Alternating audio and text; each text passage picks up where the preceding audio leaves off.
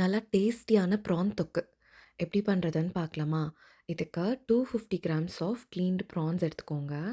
ஒரு பேன் சூடானதும் எண்ணெய் சேர்த்து, கடுகு, சோம்பு, கருவேப்பில்லை, காஞ்ச மிளகா இது எல்லாத்தையுமே நல்லா வதக்கிட்டு, அது கூடவே பொடியா கட் பண்ணி வச்சிருக்க கார்லிக் சேர்த்துக்கோங்க. அதையும் நல்லா வதக்கிட்டு, அது கூட பொடியா கட் பண்ணி வச்சிருக்க ஆனியன்ஸ் சேர்த்துக்கோங்க. அதையுமே கொஞ்சம் உப்பு போட்டு நல்லா வதக்கி விட்டுக்கோங்க. ஆனியன் நல்லா வதங்கின பிறகு, கொஞ்சமா ஜிஞ்சர் கார்லிக் பேஸ்ட் ஆட் பண்ணிக்கோங்க.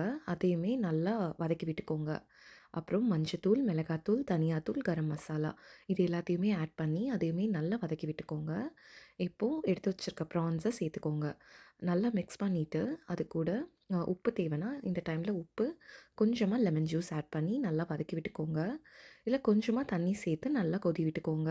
ப்ரான்லேயே தண்ணி விடும். அதனால நிறைய தண்ணி சேர்க்க தேவையில்ல. கொஞ்சமா தண்ணி சேர்த்தா போதும்.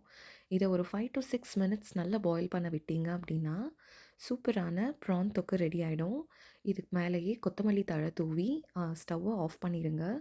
இத நீங்க நல்லா பைப்பிங் ஹாட்டான ரைஸ் கூட போட்டு சாப்பிடலாம். அப்படி இல்லன்னா, ரசம் சாதம், தயிர் சாதம், சாம்பார் சாதம் இந்த மாதிரி எல்லா வெரைட்டி ரைஸுக்குமே இது அட்டகாசமான ஒரு சைட் டிஷ்ஷா இருக்கும். டெஃபினட்டா ட்ரை பண்ணி பாருங்க.